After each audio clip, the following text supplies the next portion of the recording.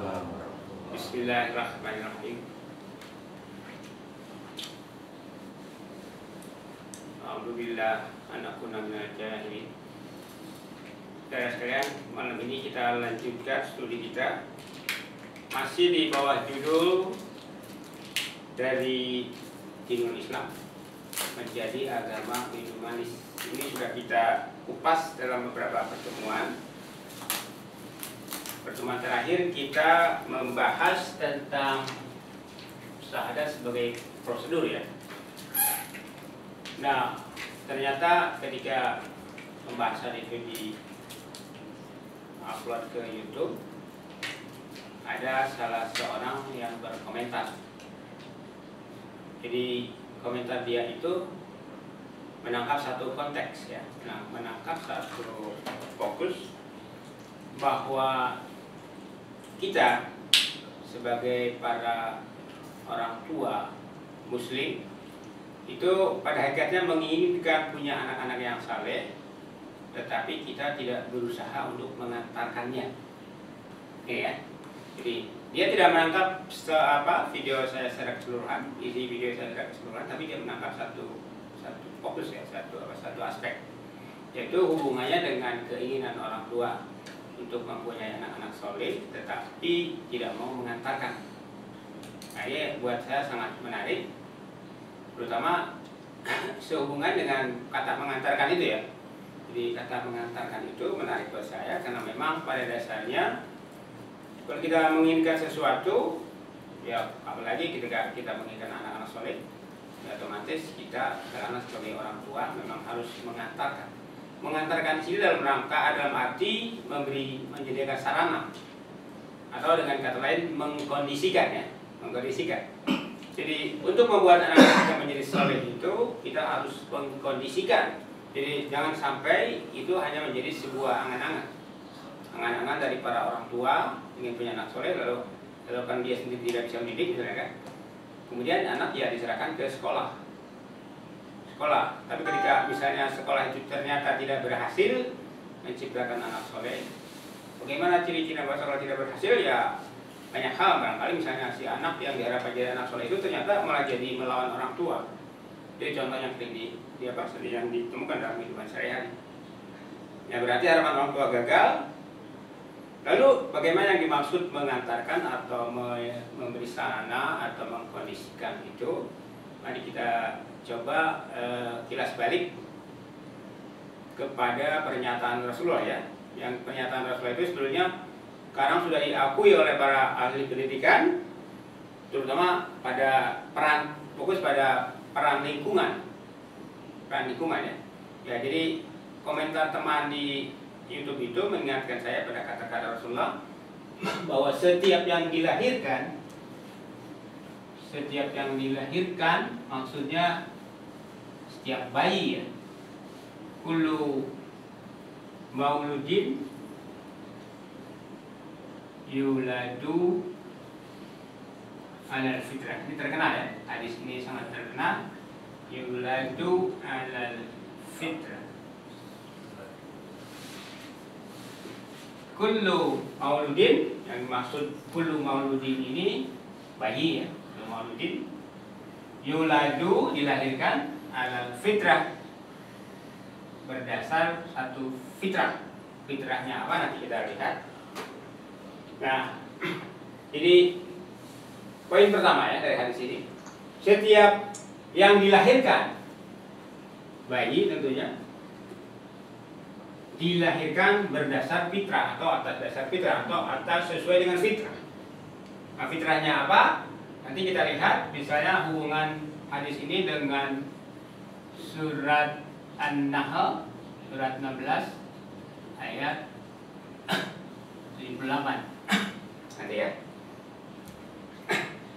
Kullu mauludin yuladu alal fitrah. Setiap yang dilahirkan, setiap bayi lahir berdasar fitrah, sesuai dengan fitrah. Fitrahnya apa? Kita lihat nanti. Nah, ini yang terpenting itu adalah di sini penyebutan peran lingkungan ya. Fa aba wahu fa aba abawahu, maka bapaknya ya, bapak si bayi ini bisa yuhawidanihi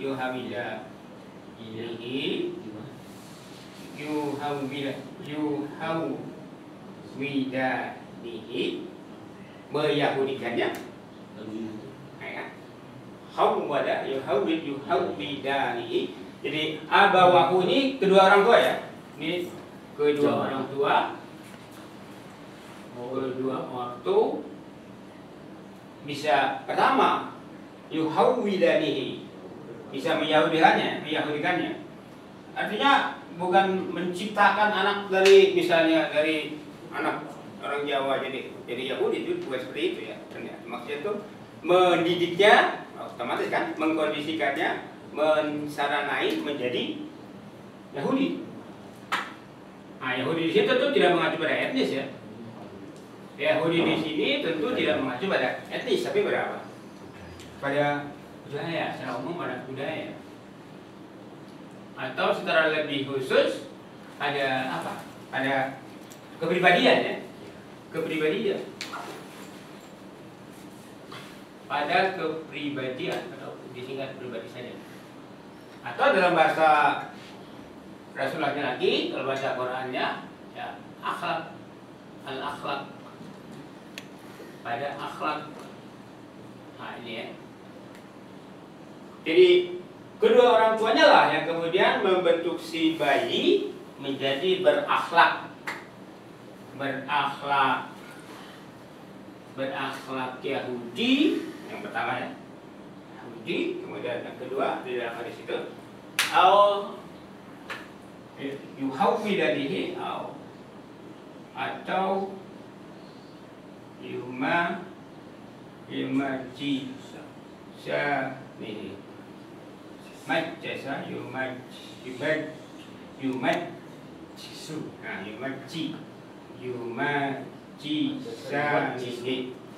majusi.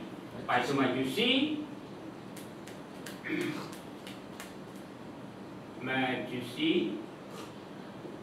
Apa itu majusi? Saya belum tahu persis majusi itu apa, tapi kata orang majusi ini adalah sejenis agama yang menyembah api ya. Orang-orang itu menyembah api.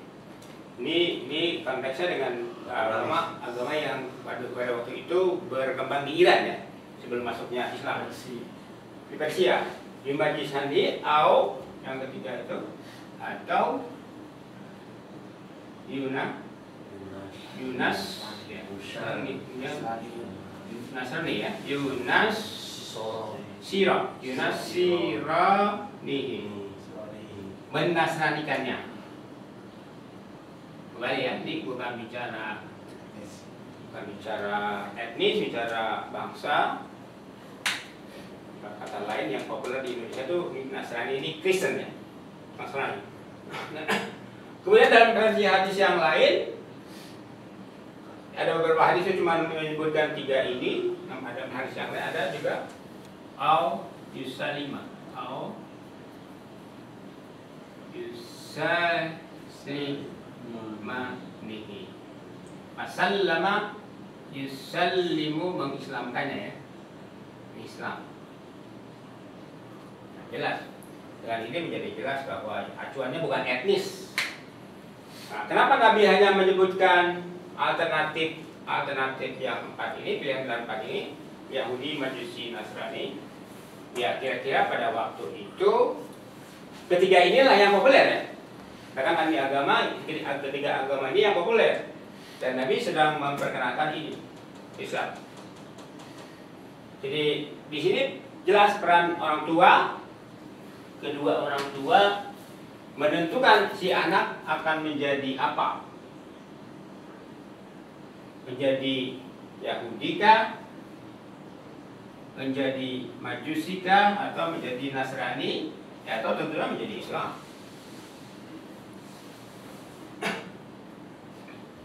Nah, kalau dihubungkan dengan teori bahwa lingkungan menentukan kepribadian, katakanlah menentukan akhlak, lingkungan menentukan kepribadian anak, maka lingkungan yang pertama ya ini.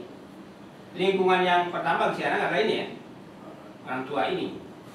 Dengan catatan bahwa yang disebut orang tua ini bukan orang tua, belum tentu juga tidak harus orang tua biologis.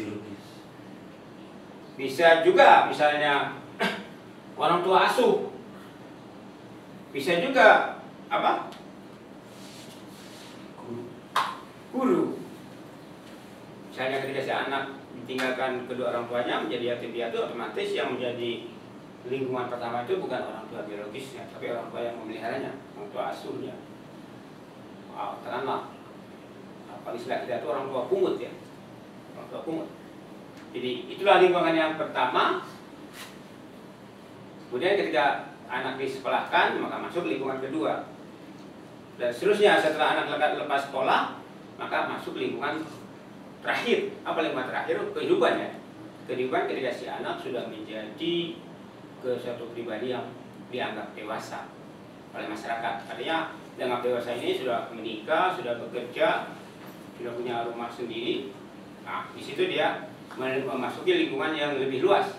Dan lingkungan yang lebih luas juga tetap saja, walaupun si anak itu misalnya sudah dipengaruhi oleh kedua orang tua, otomatis kalau masuk ke lingkungan baru ada penambahan, misalnya pengetahuan, ada penambahan informasi, ya berubah atau semakin kuat. Nah ini sangat tergantung ya. Jadi kemungkinan pengetahuan pertama itu yang di dalam filsafat dikatakan sebagai a priori.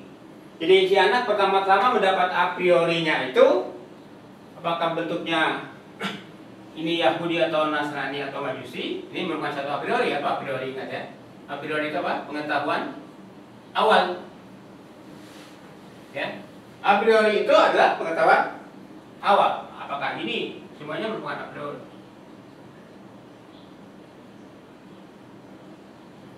A priori dalam tinjauan filsafat pendidikan, priori itu pengetahuan yang pertama diketahui si anak, yang diterima si anak. Yang itu bisa bertahan, bisa juga berubah. Misalnya kalau Rasulullah, ketika Rasulullah mengatakan didiklah anakmu baik-baik karena dia akan hidup nanti di satu masa yang berbeda. Nah ini maksudnya apa? Apakah di sini Nabi mengingatkan bahwa masa yang berbeda itu akan mempengaruhi kepribadian si anak? Apakah akan mengubah, gitu kan, mengubah a priori-nya atau tidak? Nah yang namanya a priori ini penting. Ingat ya, yang saya maksud a priori ini pengetahuan awal ya. A priori ini adalah pengetahuan awal. Pengetahuan awal yang menjadi ya. Katakanlah kalau kita misalnya anak orang Islam, kan ada sebagian yang ketika lahir itu anaknya diadani ya. Diadani, dibacakan azan di telinga kanan, kemudian dibacakan iqamah di telinga kiri. Walaupun ini karena umat Islam jadi khilafiyah ya, jadi perdebatan gitu kan, jadi kontroversi. Jadi ada satu pihak yang membenarkan konsep itu, bahwa ketika anak lahir diazankan, dibacakan azan di telinga kanan azan, telinga kiri iqamah. Tapi ada satu pihak yang mengatakan itu bid'ah. Kenapa bid'ah? Karena azan maupun iqamah itu adalah bacaan yang dibaca ketika akan sholat, jadi untuk menyambut sholat. Dan itu harus dipahami. Ketika itu dibacakan pada bayi kan nggak ngerti. Nah ini ya satu pandangannya. Tapi kalau kita dari sudut pandang lain, bahwa dari segi karena dari tinjauan filosofi pendidikan, bahwa pendidikan itu kan harus dimulai sejak si anak bahkan sejak belum lahir ya, dia belum lahir. Jadi ada konsep misalnya ketika bayi masih dalam kandungan itu akan baik kalau diperdengarkan musik-musik misalnya kan, mendengarkan musik misalnya musik klasik gitu kan, dan itu biasa dilakukan oleh Yahudi. Berarti konsep itu dari Yahudi. Dan secara biologis, nah ini secara biologis, konon menurut para peneliti, para ahli kandungan, bahwa bayi yang di dalam kandungan itu katakanlah berusia sekitar 6 bulan, itu telinganya sudah bisa mendengar, sudah menangkap keributan di sekitar. Jadi kira-kira bayi dalam usia kandungan 6 bulan itu telinganya sudah bisa mengetahui bahwa dia itu akan lahir ke dunia yang ramai gitu. Kenapa? Karena dia sudah mendengar suara-suara.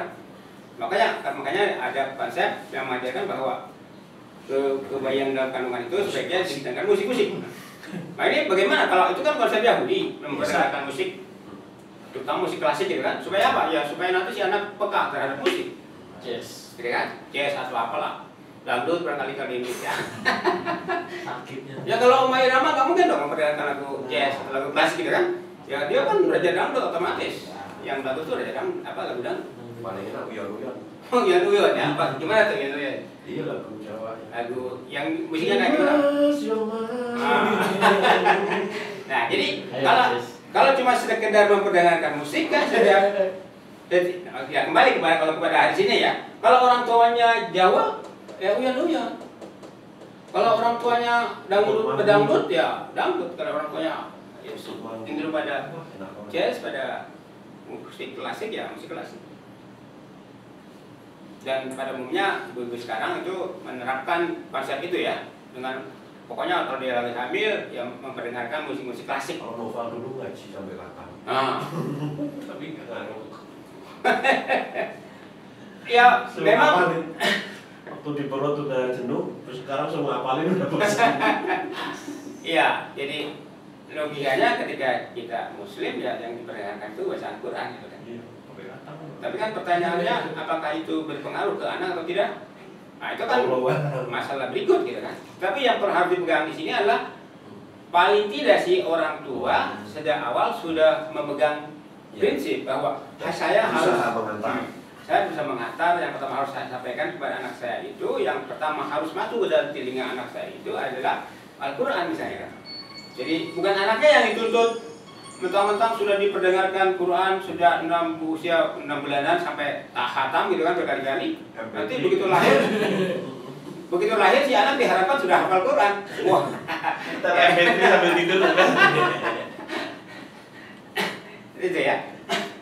Yang penting itu sebetulnya ya kedua orang tuanya ini harus punya semangat, punya prinsip bahwa ketika anaknya lahir dia harus mengajarkan Al-Quran kepada dia orang Islam ya.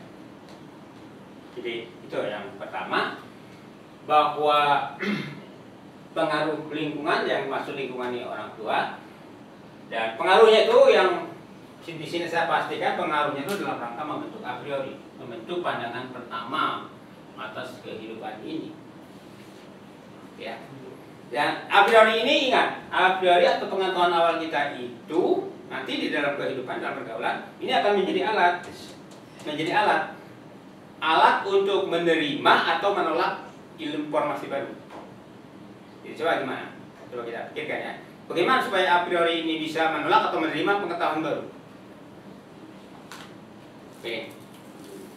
Nah, kalau kita ingat kembali pada pendidikan yang dikonsepkan oleh Rasulullah misalnya kan.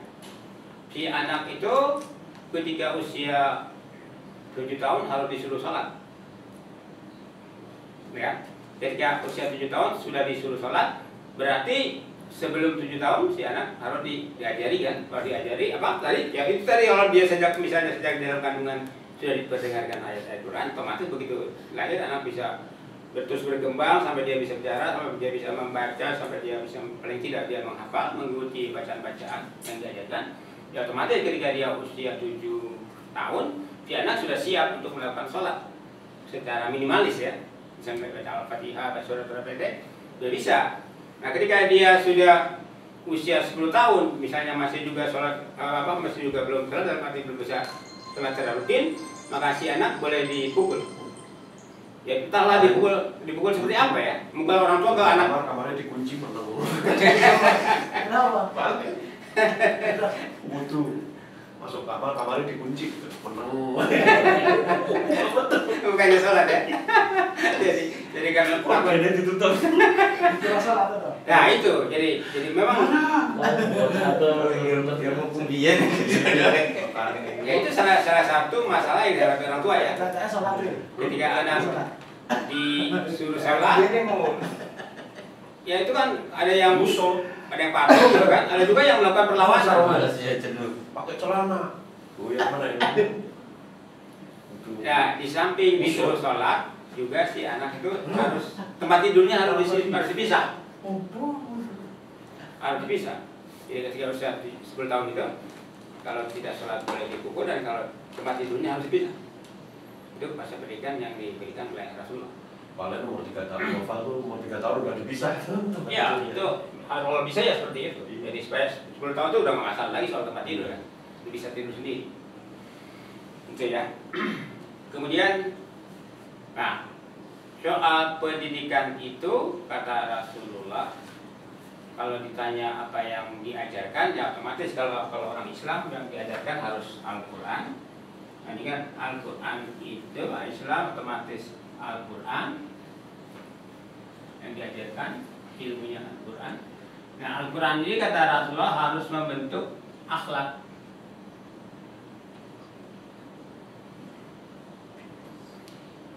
Akhlak, apa itu akhlak? Ya kalau diterjemahkan ke bahasa Indonesia, akhlak itu bisa perilaku, bisa kepribadian. Kalau untuk individu ya. Berikutnya kalau individu ini kan sudah menjadi jamaah, ya akhlak itu bisa berarti apa? Bisa berarti pertama ya, untuk individu bisa menjadi kepribadian, personality. Kalau untuk kelompok ya bisa kebudayaan, menjadi kebudayaan atau peradaban. Nah ini kan konsepnya udah konteksnya sudah luas ya, sudah luas, skopnya sudah luas. Jadi bicara akhlak, kepribadian, bahasa lainnya apa? Bahasa lainnya sebenarnya iman. Bahasa lainnya itu sebenarnya iman. Kayaknya nanti kita bahas dalam pertemuan yang akan datang. Kenapa? Misalnya dalam hadis Jibril itu Islam dipertanyakan oleh Jibril pada urutan pertama. Walaupun ada satu versi dimulai dari iman ya. Jadi mahwal Islam, mahwal iman, mahwal ihsan, mahwal sa'ah ya. Jadi usulannya ada yang Islam duluan, ada yang iman duluan. Tapi yang kebanyakan itu kan versi hadis Jibril itu ada beberapa versi ya. Ada beberapa versi yang katakanlah ada satu yang mendahului memulai dengan iman, yang lainnya memulai dengan Islam. Makanya di sini saya membahasnya mulai dari yang Islam ya, mahwal Islam. Dari dinul Islam, Islam sebagai satu din. Nah, Islam sebagai satu din itu otomatis kan dibentuk oleh pribadi-pribadi ya. Islam sebagai satu din, sebagai satu konsep jamaah itu kan dibentuk oleh pribadi-pribadi. Jadi sebetulnya isi dari organisasi Islam itu adalah pribadi-pribadi. Kayak nanti pembahasan lainnya adalah iman. Jadi kembali tadi ya, konteks pembentukan a priori. Apa hubungannya pembentukan a priori ini dengan yang kita bahas selama ini beberapa kali ini, yaitu a priori. Apa hubungannya a priori ini dengan syahadat? Kembali ya, fokus ke konteks syahadat. Jadi kalau kita mengacu pada konsep syahadat, maka pembentukan a priori atau pengetahuan awal yang harus dimantapkan oleh si anak itu adalah isi dari syahadat ini. Isi dari syahadat ini. Apa isi dari syahadat ini? Ingat ya. Kembali bahwa isi dari syahadat itu adalah pertama, pengakuan kita terhadap Islam sebagai satu organisasi. Ya. Yang kedua, bahwa Islam itu tidak melahirkan cabang, tidak beranak. Islam itu tidak melahirkan mazhab-mazhab gitu kan. Tegasnya yang dikehendaki oleh Allah, Islam itu tidak melahirkan mazhab. Dalam Islam agama itu tidak melahirkan hizbut ya. Tidak melahirkan syiah. Dan itu ditegaskan oleh surat Al-Ikhlas bahwa Allah yang ahad itu dinnya, agamanya ahad. Lam yalid, tidak melahirkan din yang lain, walam yulad, dan bukan sebagai satu rekayasa dari satu pribadi. Bahwa Islam itu adalah bikinan Allah, bentukan Allah, ya, tetapi itu Islam itu bukan bikinan Muhammad, gitu ya. Jadi, nah, a priori yang pertama yang terdapat di dalam syahadat itulah yang kemudian oleh para orang tua Muslim harus dipertahankan. Sehingga ketika si anak masuk ke lingkungan sekolah, misalnya gitu kan. Misalnya si anak yang tadinya di orang tuanya di rumah, paling tidak sampai usia 7 tahun dia mampu melakukan sholat gitu ya. masuk ke sekolah misalnya. Ternyata di sekolah itu terpaksa misalnya orang tua harus memasukkan sekolahnya ke sekolah Kristen misalnya kan. Nah, bagaimana? Bisa nggak membuat si anak yang baru berusia 7 tahun misalnya, ini contoh pura-pura aja ya. Bagaimana seorang anak yang berusia 7 tahun misalnya dimasukkan ke sekolah Kristen? Misal tiba katakanlah dia misalnya sekolah dari kalau ada model sekolah yang dari pagi sampai sore gitu kan. Misalnya si anak ketika orang lain beristirahat pada tengah hari itu, mampu nggak si anak misalnya melakukan sholat sendirian gitu ya? Misal aja, ini cuma bisa. Begitu juga berikutnya ketika misalnya pulangnya jam 5 sementara dia ketemu dengan waktu asar, mampu nggak si anak melakukan sholat sendirian? Misal ya, misal. Nah kalau memang demikian berarti pengetahuan awal yang diterima si anak dari orang tuanya itu demikian tangguh, sehingga si anak mampu secara mandiri menunjukkan hasil didikan orang tuanya. Dan ini sebenarnya bukan omong kosong ya. Ternyata saya pernah baca juga di internet bahwa ada anak ya belum sampai 7 tahun itu tinggal di Australia. Nah dia itu sudah mantap pakai hijab, jilbab, nah perempuan.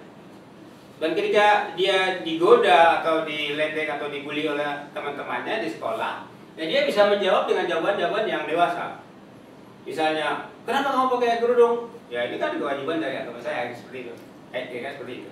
Nah ini berarti kan tidak mustahil ya. Tidak mustahil kita mempersiapkan anak itu mempunyai a priori yang kuat, pengetahuan awal yang kuat, mulai dari rumah. Dan itu bisa dimulai dari syahadat. Ya artinya kalau syahadat itu dijadikan sebagai satu upacara formal, upacara resmi, ya tentunya bukan dilakukan pada anak berusia 7 tahun ya.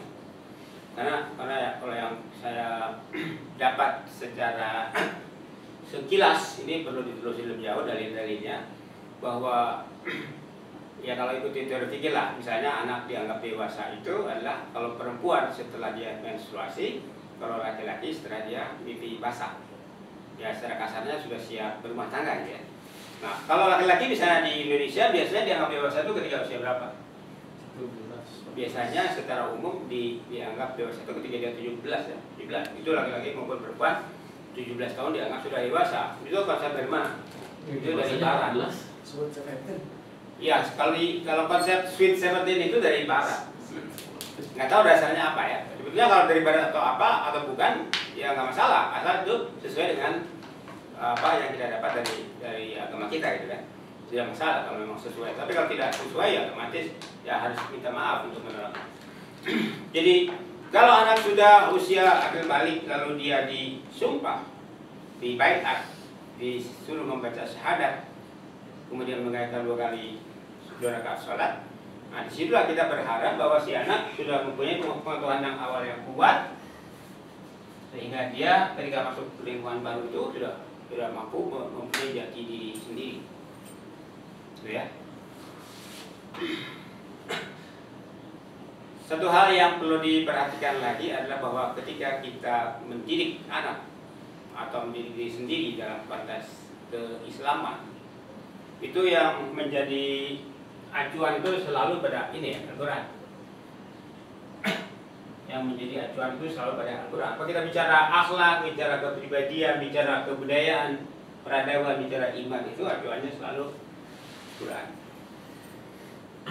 Nah, yang saya perhatikan itu kenapa kita sekarang menjadi jauh dari nilai-nilai Quran? Bahkan kita kalau jujur sebetulnya kita sudah menjadi para pengkhianat Al-Quran.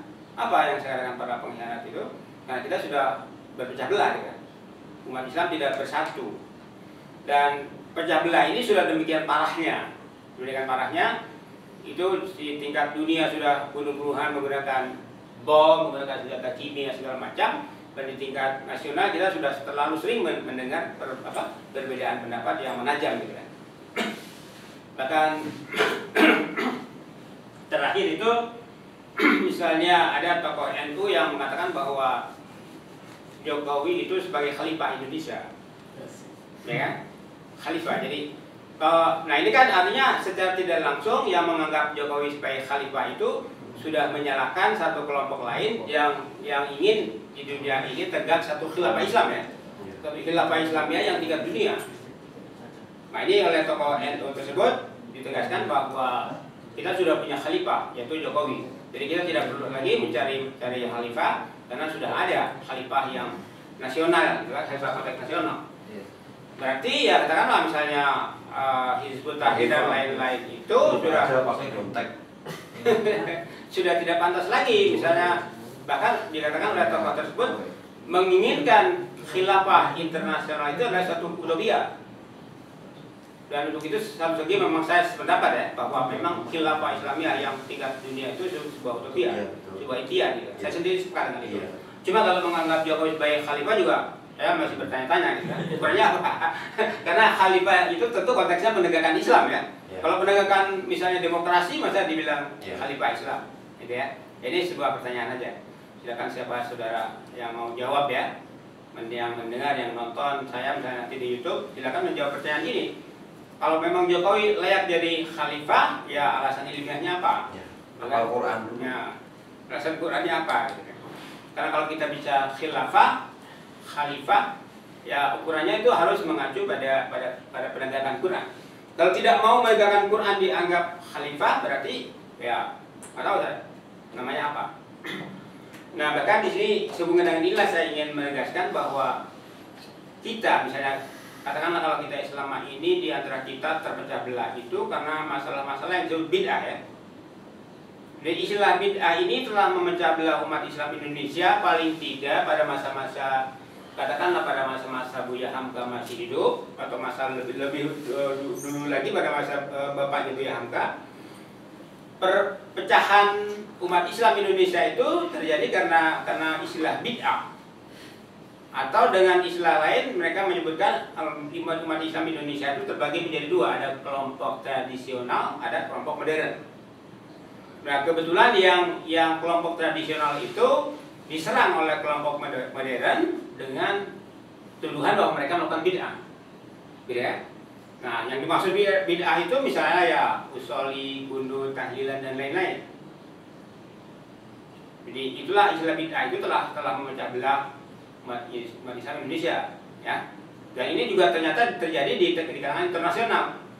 Tapi kalau di kalangan internasional terutama di Timur Tengah itu yang menjadi penyebab perpecahan itu ternyata adalah pemecahan umat menjadi Sunni dan Syiah ya. Seperti yang dipertontonkan sekarang di Timur Tengah, Sunni dan Syiah sedang saling membantai, sedang saling bunuh dengan senjata modern, saya katakan dengan senjata kimia yang sebetulnya sangat sadis gitu kan. Tapi itu dilakukan. Nah, tetapi itu yang kita saksikan sekarang itu ternyata hanya merupakan berulangan dari apa yang pernah terjadi yang oleh sebagian kelompok Indonesia itu dianggap sebagai suksesnya Islam di dunia internasional. Yaitu suksesnya itu melalui penegakan khilafah ya. Nah ya, ini penegakan khilafah itu pernah terjadi kata mereka ya katakanlah sejak Muawiyah membentuk satu khilafah, satu pemerintahan khalifah dari Muawiyah dan terus pada anak cucunya dan seterusnya. Nah ini yang kalau kita pelajari ini nanti khilafah Umayyah ini ternyata dikudeta katakanlah, dikudeta oleh khilafah Abbasiyah. Terus Abbasiyah juga kemudian bangkit lagi ya. Ketika misalnya khilafah Umayyah itu dibantai oleh Abbasiyah, kemudian bangkit lagi di Eropa misalnya ada versi lain Bani Umayyah. Terus akhirnya muncul lagi ada Bani Fatimiyah dan terakhir itu yang sekarang menjadi ukuran kesuksesan Islam menurut versi Hizbut Tahrir itu adalah khilafah Utsmani, Turki Utsmani. Itu menjadi ukurannya. Jadi yang ingin saya katakan itu adalah perpindahan dari satu khilafah dari khalifah ke khalifah lain itu terjadi tidak secara mulus. Tetapi melalui proses semacam kudeta, perebutan kekuasaan. Dan perebutan kekuasaan itu dilakukan dengan sangat sadis. Jadi dengan saling bantai, saling penggal, ada satu pihak misalnya mengundang pihak lain untuk makan gitu kan, makan bersama, tahu-tahu begitu yang diundang sampai, ya mereka disambut dengan senjata. Ada yang saking dendamnya pada satu pihak, sampai-sampai mereka menggali kuburan. pihak yang dibencinya, lalu tengkorak dan macam-macam ada di kuburan itu dihancurkan. Jadi sebetulnya yang dibangga-banggakan sebagai kesuksesan Islam di masa lalu itu yang sampai meluas ke Eropa itu, ada satu sisi yang menyedihkan, yaitu yang sekarang sedang diulang di Timur Tengah, gitu ya. Dan saya khawatir hal itu juga bisa terjadi di Indonesia, gitu. Jadi perselisihan Indonesia itu kan faktornya sama, ada perselisihan antara Sunni Syiah, ada dari modern dan tradisional, NU Muhammadiyah misalkan, dan lain-lain. Ada faktor Ahmadiyah, faktor macam-macam, ada JIL juga misalkan, jaringan Islam liberal, ya. Nah, di sini sebetulnya kalau mereka bicara bid'ah yang tidak mereka sadari itu, ketika mereka bicara bid'ah yang mereka bicara bid'ah, contohnya misalnya usolli gitu kan, usolli, kunut, tahlilan dan macam-macam, itu yang mereka anggap bid'ah. Tetapi yang tidak mereka sadari itu adalah bid'ah yang bersifat sistem. Bid'ah yang bersifat sistem, ini yang tidak mereka sadari. Apa yang maksud bid'ah bersifat sistem itu? Bid'ah yang berupa sistem pengajaran Islam yang berbeda dari Rasulullah. Gitu ya. Bedanya di mana? Kalau Rasulullah datang kepada kita mengajarkan Al-Quran, para pengajar yang datang kepada kita sekarang setelah zaman Rasulullah berlalu ratusan tahun, itu yang datang kepada kita mengajarkan Islam itu bukan Quran yang mereka sampaikan, bukan Quran, tetapi apa? Quran ini sudah mereka rumuskan menjadi apa? Menjadi ilmu tauhid,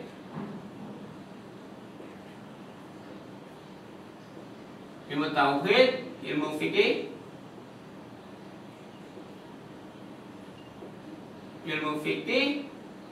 ilmu tasawuf.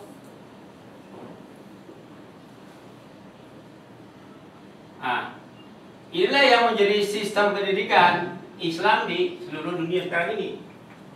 Jadi kita belajar Islam itu pertama harus belajar tauhid.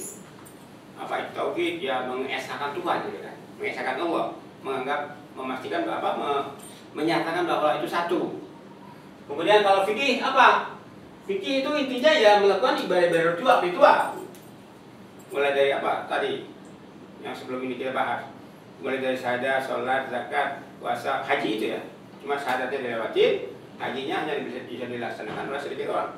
Berarti yang diterapkan, ada yang bisa dilaksanakan oleh semua orang itu adalah cuma tiga ya. Apa? Sholat, zakat, puasa. Tapi kalau zakat juga kan terbagi dua juga kan, ada mustahik, ada muzaki. Otomatis yang mustahik nggak berzakat. Jadi cuma dua yang bisa dilakukan. Apa? Kebanyakan orang cuma dua yang bisa dilakukan apa? Sholat dan puasa. Bahkan zakat kadang-kadang dia harus jadi penerima. Nah ini. Kemudian, kata mereka fikih ini sifatnya dangkal. Kenapa? Karena hanya mengkondisikan ibadah ritual. Ibadah ritual itu ya sholat itu terutama sholat ya. Sholat dan haji itu terutama yang menonjol itu ya. Nah, ibadah ritual ini telah melahirkan manusia-manusia ritualis yang berkesadaran dangkal. Lalu untuk memperdalam kesadaran mereka itu, maka mereka harus mempelajari tasawuf. Tasawuf ini di Indonesia kan menjelma menjadi kebatinan ya. Kebatinan. Nah ini. Jadi kalau ilmu fikih tidak menjangkau batin, maka ilmu tasawuf ini dianggap oleh mereka sebagai solusi supaya Muslim Indonesia itu batinnya terisi. Jadi kalau dengan fikih saja, sholat saja kosong gitu kan, tidak terisi, ini kan aneh. Padahal sholat itu baca Quran ya. Sholat itu baca Quran. Kok dengan melakukan sholat mulai selesai dengan ilmu fikih, kok umat Islam jadi kosong batinnya? Kenapa? Apa yang terjadi? Ya jelas yang terjadi adalah karena mereka tidak mengerti yang dibacanya dalam sholat itu, gitu kan? Tidak memahami Al-Quran. Nah ini yang saya katakan di sistem pendidikan Islam yang secara global terbagi menjadi tiga aspek itu. Ini adalah sebuah sistem pendidikan yang bid'ah. Sebuah sistem pendidikan yang bid'ah. Apa itu bid'ah? Sesuatu yang baru. sesuatu yang tidak pernah ada di masa Rasulullah. Artinya apa? Rasulullah ketika berdakwah tidak mengajarkan ilmu tauhid, tidak mengajarkan ilmu fikih, tidak mengajarkan tasawuf. Yang diajarkan oleh Rasul itu adalah Al-Quran. Gitu ya? Langsung Al-Quran.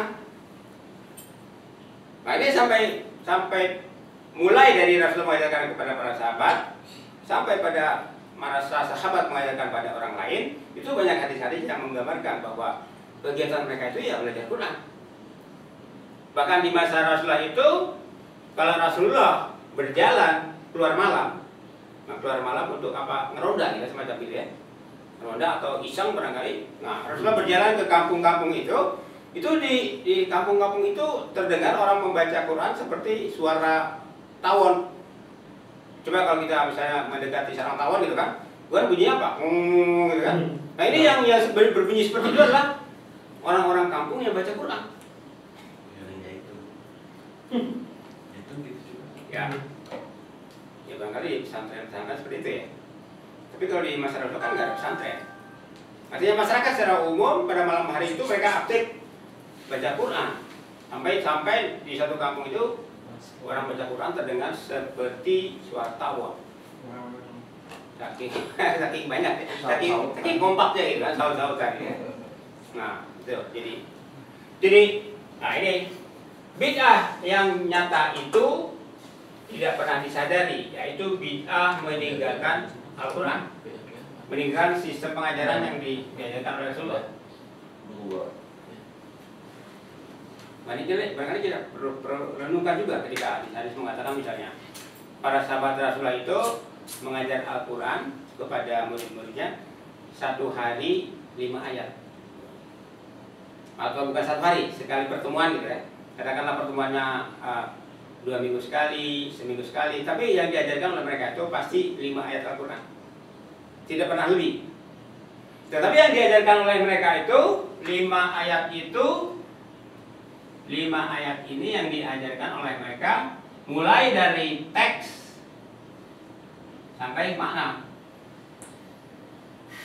Ya. Jadi belajarnya cuma sedikit 5 ayat, tetapi secara teks mereka hafal, mengerti, bisa mewujudkan dengan baik, secara makna yang mereka paham. Ini ya.